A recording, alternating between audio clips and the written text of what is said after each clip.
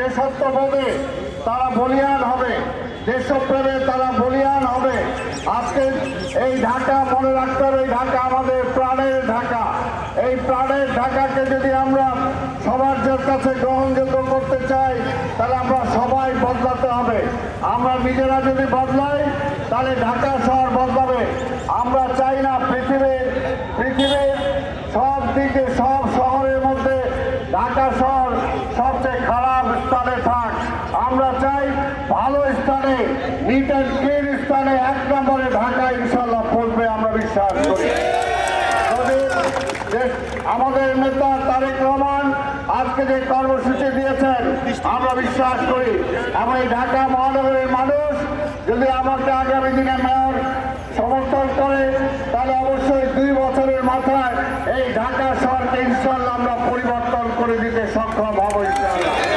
তাই আমি সবাইকে আজকের এই কর্মসূচিতে অংশগ্রহণ করার জন্য মুক্তিযোদ্ধা দলের সম্মানিত সভাপতি, বিশিষ্ট মুক্তিযোদ্ধা, যার ভাইরা এই দেশের স্বাধীনতার জন্য রক্ত ঢেলে দিয়েছিল, সেই রক্ত প্রবাহিত হচ্ছে আজকে উলফতের শরীরে।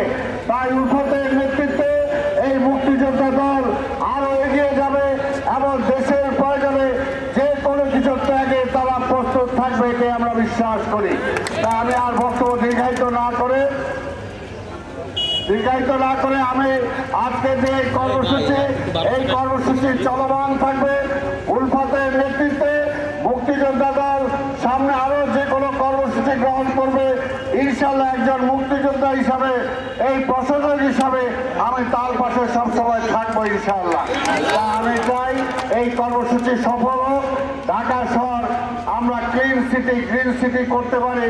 আজকে যেমনি পরিষ্কার পরিচ্ছন্নতার জন্য মুক্তিযোদ্ধারা রাজপথে নেমেছে, আগামী কয়েকদিনের মধ্যে এই ঢাকা শহরকে সবুজ করার জন্য, গাছ রোপণের জন্য আবার মুক্তিযোদ্ধারা মাঠে নামবে, এটাই আমি বিশ্বাস করি।